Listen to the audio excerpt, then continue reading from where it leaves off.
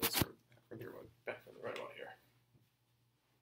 Good morning, Facebook. This is Kyle Olson with Keller Williams Inspire Realty. We are here live today. I've got Craig Manock with Northern States Inspection. We were just talking about that. I always put an S at the end of it. But, you know, hey, that's still Craig. He's a great guy here. He's had 24 years of it. 24 years. 24 years you've been doing this. First full-time inspector in Fargo. Really? Yes. First one in Fargo? First, yes. What was it like back in the day when there was no inspectors in the area? Kind of scary as a home inspector. Kind of scary.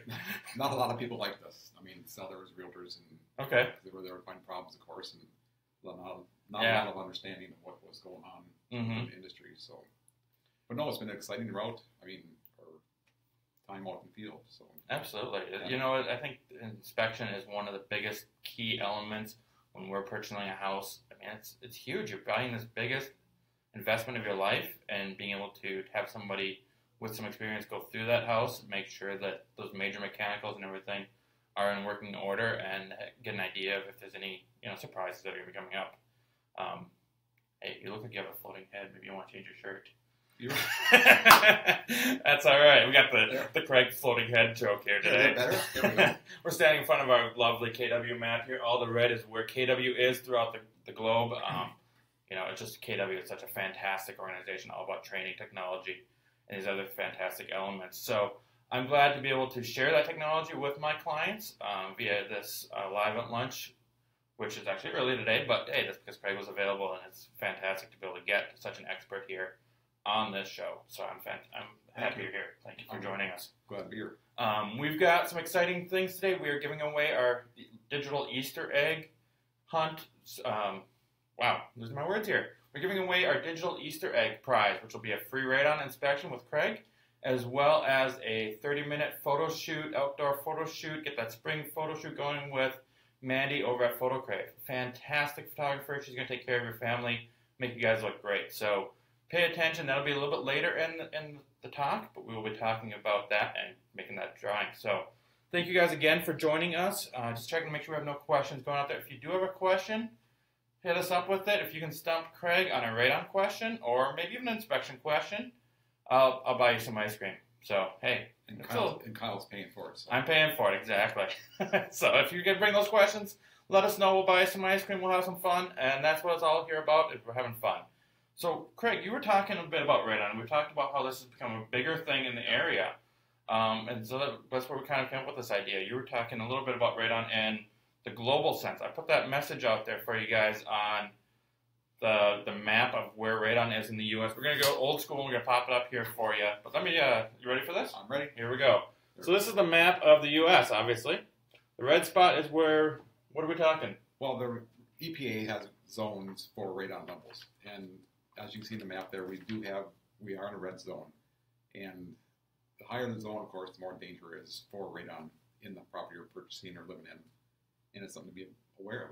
Yeah, that's not the KW zone. The KW zone's all over the U.S., but the radon zone, the red zone for the radon, that's a little high here. Yeah, it is. Yeah. And so, national averages, we're talking 1.3 picocuries per liter on a national basis. But when you look at the map and see, take out all the red zone areas separately, it raises our average up quite a bit higher than that. So, sure. Let's take a step back. What is radon? Why is this important? Well, what radon's coming from, it's a byproduct of decaying uranium in the soils. Okay. So as it decays, it gives off an off-gassing, and what happens is that enters the home.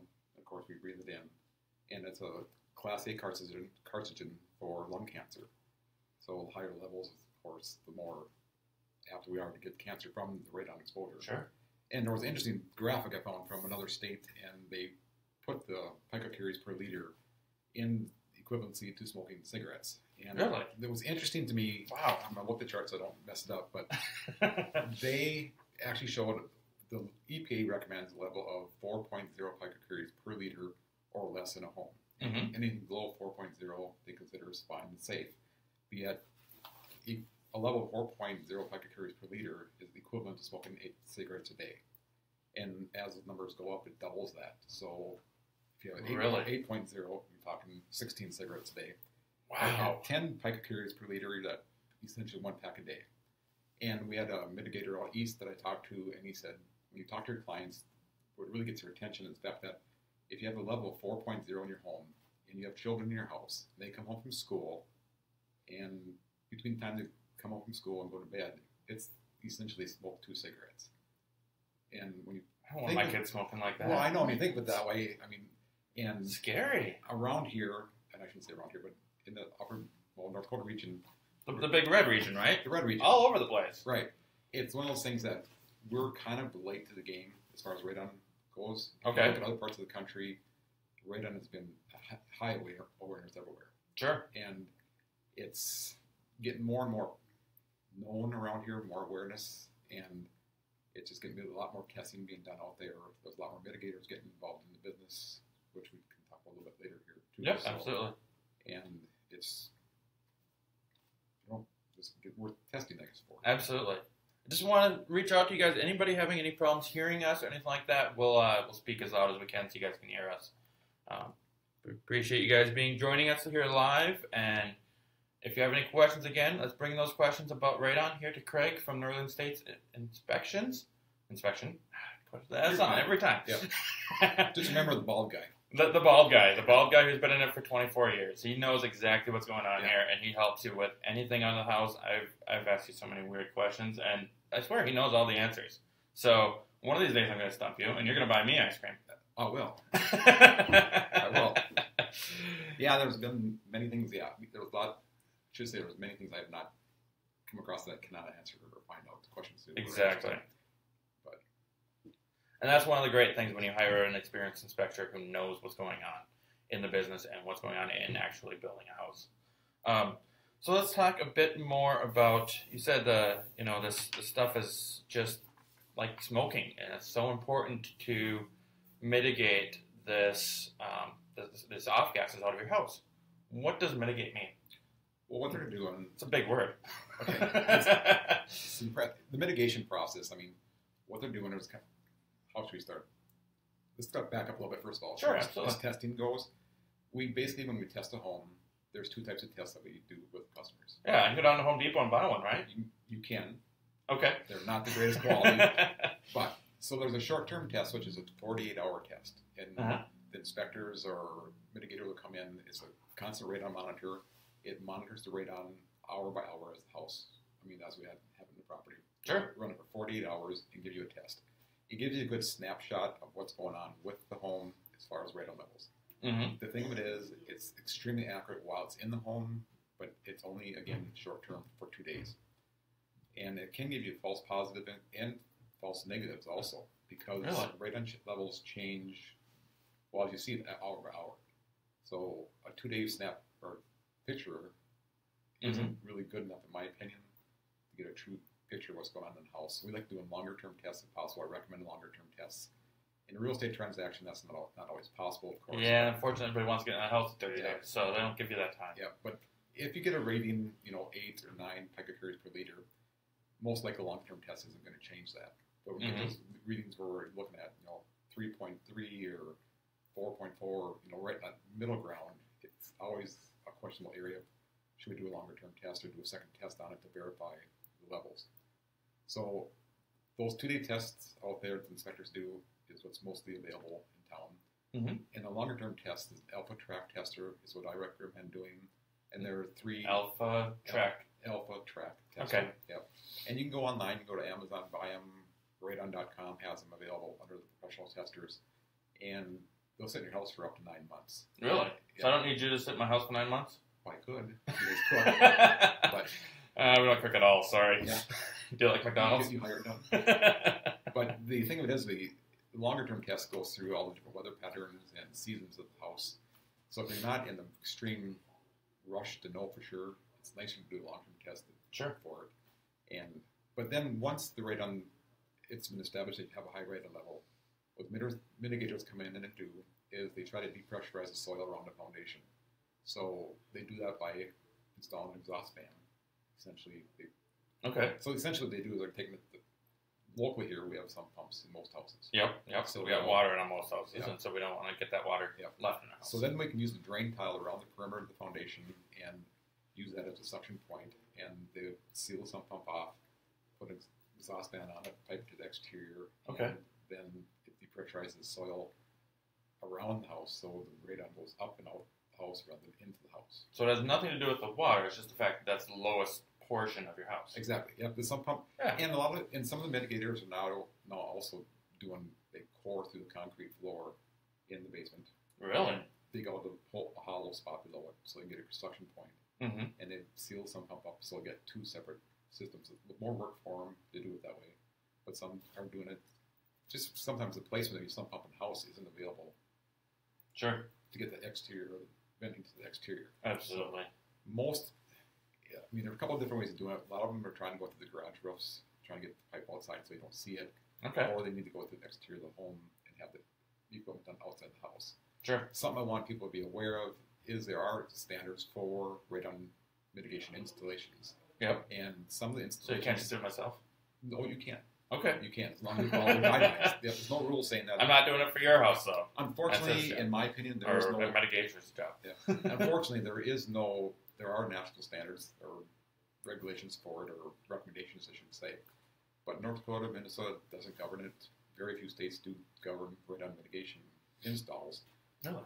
No. Even if you're certified, I've been out on many job sites, unfortunately, where there's been a certified mitigator there who's done a very unprofessional job, I should say, and actually a dangerous job. I came in one across a couple weeks ago. If you go to my Facebook page, you're going to see, and you'll see pictures there of an install, which is potentially dangerous. And when I say dangerous, what I mean by that is... Just click on that link to the side over there and check that out. One of the things you cannot do in any situation is have the fan inside the home. Really? Yes. Why? Well, what happens is the fan, if there's connections in the fan, and connections are prone to failure. Anytime you have a connection that fails, if that connection fails, you're going to have radon being pumped into the house at a high rate of speed. I mean, it's going to be just pumping all the ground radon right into the house. Well, that makes sense. So the fan has to be in the exterior of the house or in a garage space or an attic space. As you say, it can be an attic. Can't be in a living space. Yep. And then the other part is the sealing issue. As far as the sump pump lids need to be sealed, the pipes coming out of the sump pump need to be sealed, the hoses or the power cords coming out need to be sealed. And in a lot of cases, the cracks around the foundation perimeter or through the cracks in the floor have to be sealed. Really? And the danger of what I'm talking about there is if you get a mitigator who comes in there and puts a fan inside the house or even outside the house and then doesn't properly seal everything up properly in the house as far as cracking goes, what will happen is it can cause potential backdrafting. Because what it's doing is the fan is pulling air out of the home through the cracks. And letting the radon in. Well, not so much there. That's actually creating so much backflow of air coming out of the house that it'll actually start backdrafting your appliances. So there's a shortage of air in the home. Oh. So if you have a gas pipe furnace, an older style gas furnace, or a gas water heater, you can actually pull the fumes back into the home so you have a carbon monoxide issue. See, and this is what a good inspector does. They look at beyond the radon, everything that's going to happen in your house and how that house lives. It's got to work as a system. A house always works as a system. They're always changing. They're always evolving. And even if you have a system installed professionally or you do it yourself or whatever, and you test your radon afterwards and it's low or meets the standards, they still recommend you test it every 2 years because things can change in the property. Another knock can develop or whatever, and it's just important to keep up on it. It's not a one-time deal. And like anything, you can't go with the cheapest person out there. And you want to get referrals and check around with mitigators. And I don't know if I should bring it up or not, but of course the situation that was out in Castleton, that was in the newspapers, it brought a big spur of new mitigators into the area. Sure, absolutely. And a lot of these guys, of course, are just starting out and they're learning. And so do some asking and questioning of them. Just because they're certified doesn't mean they're good. So we've got some established guys in town, of course, and new guys. So it's a mixture out there. So you want to do some checking. There's nothing wrong with the new guys. Just making sure that they're being educated on what they're doing. They're certified. So, but the thing of it is, what it's leading up to is we get more and more mitigators in town. It starts to become a price war, and it's a business, and you don't want to be going with situations where the lowest price wins.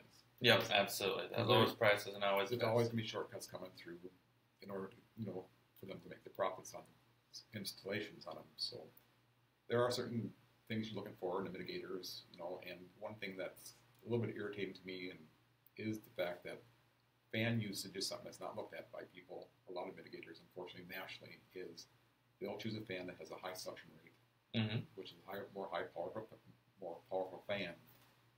And in some cases, depending on the substrate, below concrete, you need that higher suction fan. Sure. But they also cost more money to operate.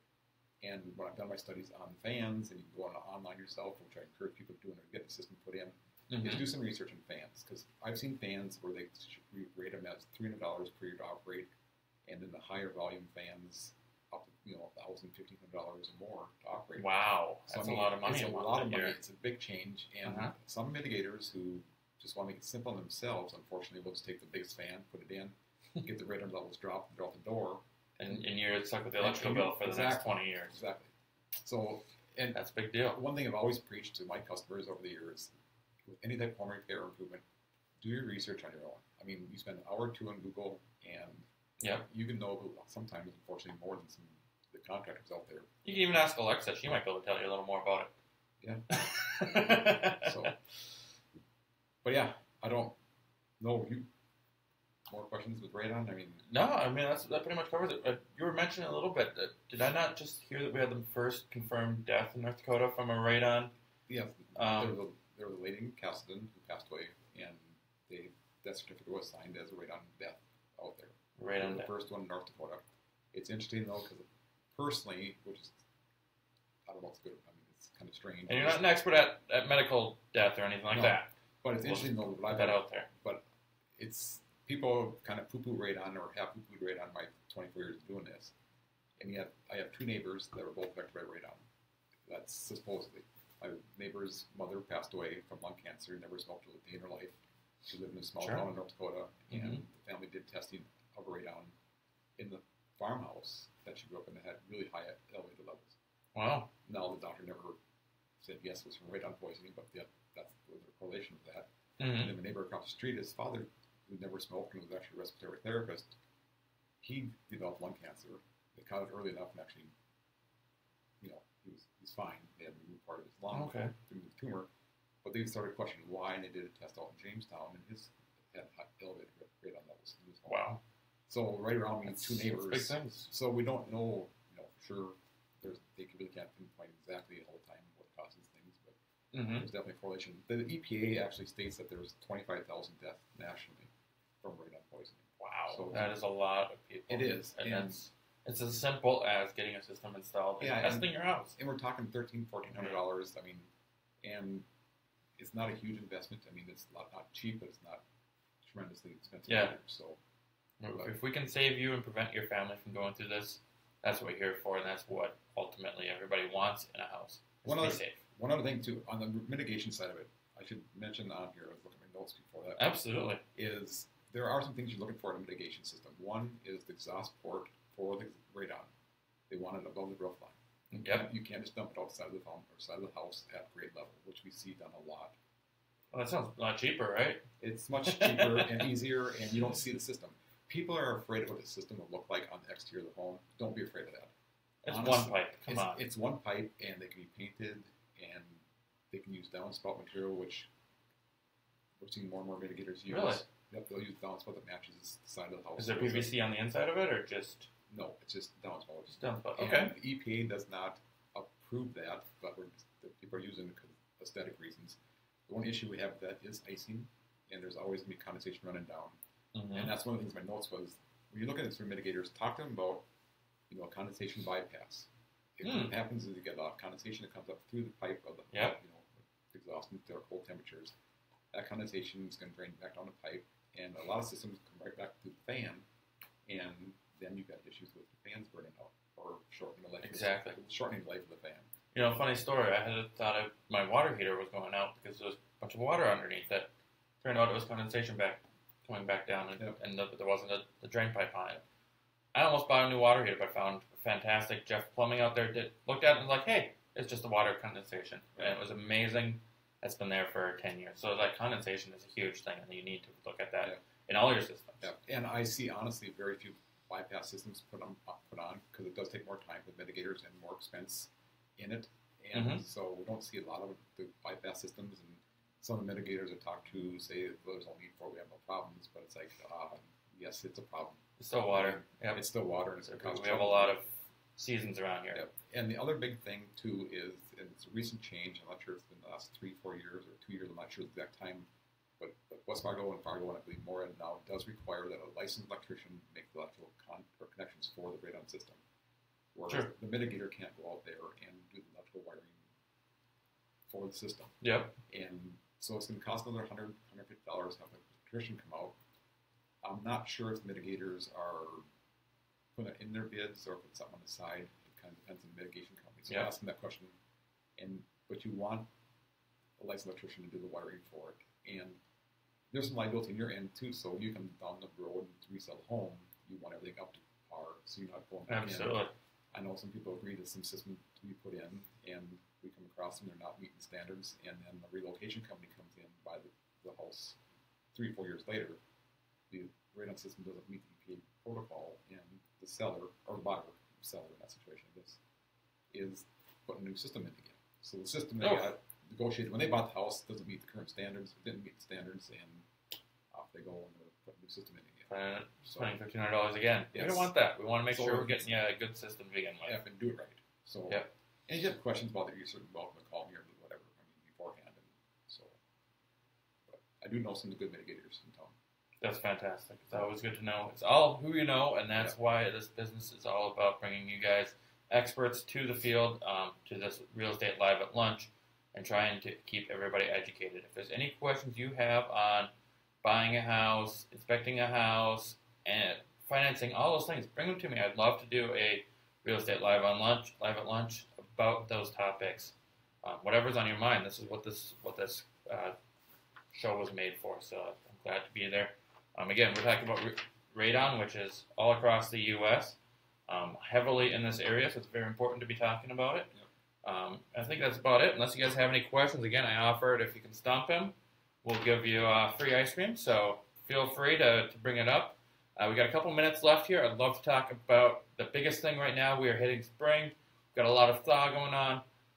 We've got that big thing called a sump pump. We got to make sure we're out there checking those things, right? We do. And everybody always forgets about it until the first major thaw or big rainstorm comes through. Is yours running yet? No. I'm one of the fortunate people who my sump pump never runs. Okay. Honestly, but that's not the case for most people. Go down there now when it's frozen outside. Make sure your sump pump is actually working. Get a 5-gallon pail of water if you have to. Drain your water hose in or your water heater into it. Check the sump pump. Make sure it's actually operating.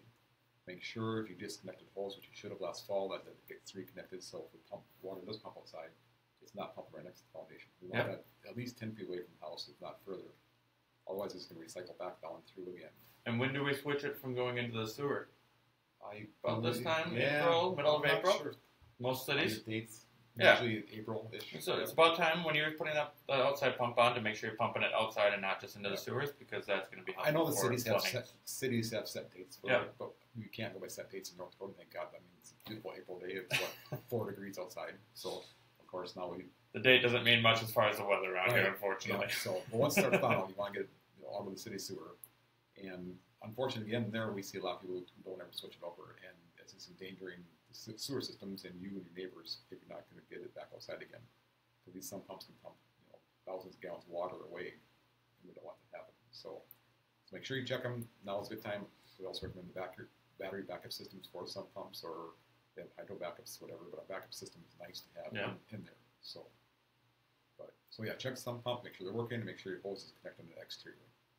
And those sump pumps, I mean, they don't always last for 20 years. So make sure. It's about 3 to 5 years. You're probably going to be rotating them out. That's always an important thing. If you need a plumber out there, again, like I said, Jeff's Plumbing did mine last year. Did a fantastic job. Otherwise, there's other. And just as note, as far as sump pumps go, and if you're going to look for a sump pump, look for a Zoller. Zoller is a brand, and Jeff probably put that in there. Sure. Most of the plumbers in town like the Zoller pumps because of the reliability. They're just a lot. You're going to pay probably $50 more, $80 more for them, but they're going to last a lot longer. And I've had one in my house for, believe it or not, I think 15 years, and it's just still working strong. Do you like the plastic ones or the cast iron ones? Cast iron. Cast iron, absolutely. That's my favorite too. But look for the green Zoller. Yep. Put 2 new ones in. I feel comfortable. Yep. Check them every spring and fall just to make sure everyone got lots of water out there. Again, making sure you're checking all those fun things this spring when you got also your fire alarms, all those other fun spring things to check. If you have any questions about spring things to check, I've also got my Homekeeper app. You can download that. That goes through all kinds of house maintenance options for you. Reminds you of some of the things going on, as well as giving you resources if you need something. Feel free to reach out to me. We have our drawings for the day. Ready for these? There's no stumping questions? No stumping questions, evidently. I'm sorry. You must have explained everything so well that nobody had a question for you. Okay. We'll go with that. So what are you drawing for first? So the first drawing we're going to draw for the photo package with Photo Crave from Mandie. She's going to do a 30-minute outdoor session with you, provide you with 20 fantastic photos of your family. And, hey, who doesn't want a spring photo this time of the year? Well, maybe once the snow goes down. But, reach out to me. I'll reach out to you via Facebook. We'll pick that up here in our office, and you guys can get out there and take some photos. So the first one, go ahead. Reach in there. We got the Coffee is for Closers coffee mug here for Keller Williams. Look at that. Awesome. We have... I'm sorry, I'm going to... Oh, is it Micey? I think it... Micey Bratton? I'm sorry, I don't know how to pronounce your first name, but we'll contact you, get you that photo package, and move on to that. You'll enjoy. Like I said, Mandie is fantastic with those photos. She does a great job with your family. As far as radon, here's the big one. Craig's going to come out to your house. He's going to cook you dinner. No, wait, he's not cooking you dinner. He's going to check for your radon for... I have Megan. Megan, without a last name, but... Stoltman. Megan Stoltman. We can guess from her email. So again, thank you guys for finding the Easter eggs on my website. I appreciate you guys. We'll be tagging you on this post, getting you this information, get you that radon test. Hopefully it's in a new house, in your current house, whatever it is, we'll take care of you, and that's the important thing. If you have any questions on home inspections, anything else, feel free to reach out. Craig's available all the time. I'm available. I'm always on my cell phone. Just ask my wife. Those cell phones are crazy. But if there's anything out there, let us know, and we were glad to be here. Thank you for joining us on Real Estate Live at Lunch with Craig and talking about radon. Thank you.